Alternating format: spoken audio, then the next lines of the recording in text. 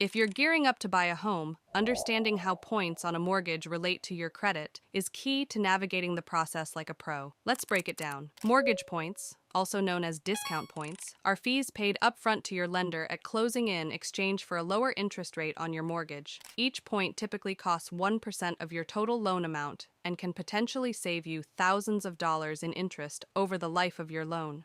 Now, how do points relate to your credit? Well, the truth is, they don't directly impact your credit score. However, they do affect your overall financial health and affordability when buying a home. Here's where your credit comes into play. A strong credit score can help you qualify for a mortgage with favorable terms, including lower interest rates. With a lower interest rate, you may have the option to buy down your rate further by purchasing points, potentially saving you even more money in the long run. So, while points themselves don't affect your credit score, they can be a valuable tool for saving money on your mortgage and achieving your home ownership dreams. Ready to explore your options and find the right mortgage for you? Reach out to us today and let us help you navigate the home buying process with confidence. Your dream home awaits.